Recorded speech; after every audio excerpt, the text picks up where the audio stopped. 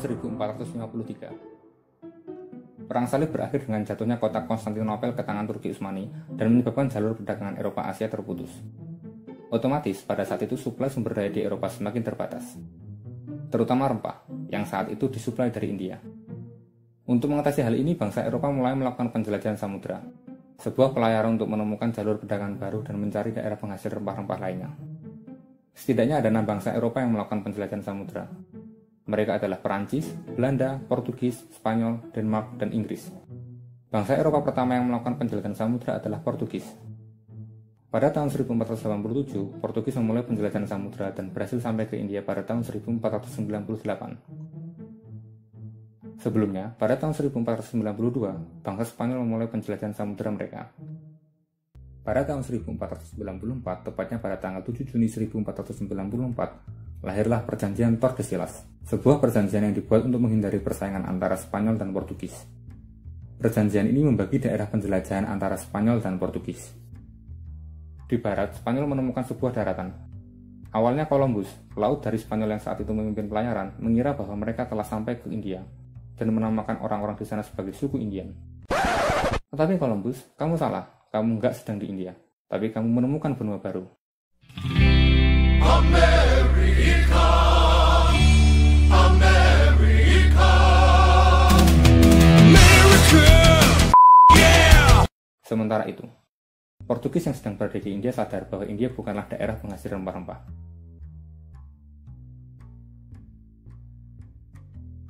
Menurut orang India, ada sebuah daerah penghasil rempah di timur jauh. Daerah itu bernama Tanah India. Portugis melanjutkan penjelajahannya ke Tanah India dan sampai di Malaka pada tahun 1511. Kembali ke Spanyol. Mereka yang telah menemukan benua Amerika melanjutkan perjalanannya ke selatan Amerika dan mengarungi Laut Tenang di Pasifik hingga akhirnya sampai di Maluku pada tahun 1520. Di sana, Spanyol bertemu dengan Portugis. Menurut orang India, ada sebuah daerah penghasil rempah di timur jauh. Daerah itu bernama Tanah India. Portugis melanjutkan penjelajahannya ke Tanah India dan sampai di Malaka pada tahun 1511. Kembali ke Spanyol.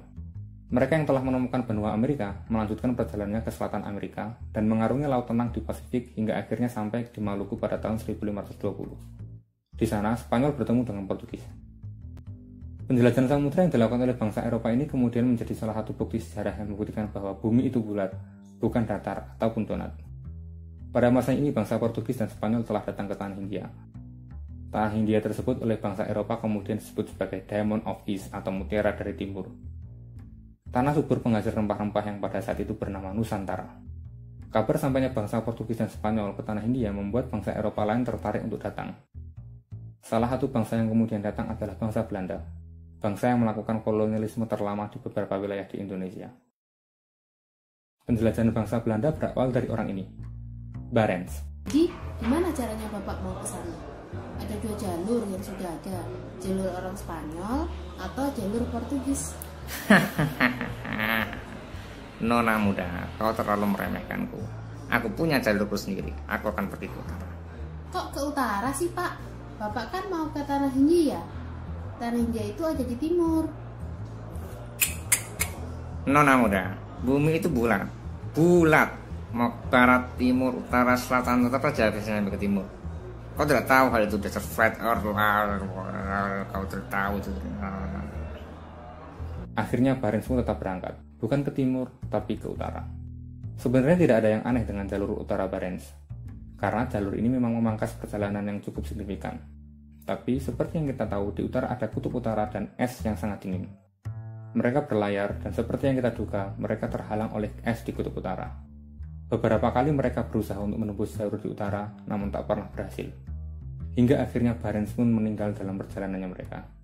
Kabar gagalnya Barents melakukan penjelajahan samudra pun sampai ke Belanda dan beredar luas di masyarakat.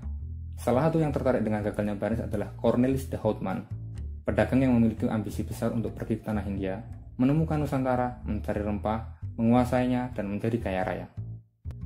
Akhirnya mereka pun berhasil meyakinkan berbagai pihak agar bisa pergi ke Tanah India. Dan kemudian pada tahun 1595, mereka berlayar pergi ke Tanah India dengan 4 kapal besar, 249 awak kapal, dan 64 pucuk meriam.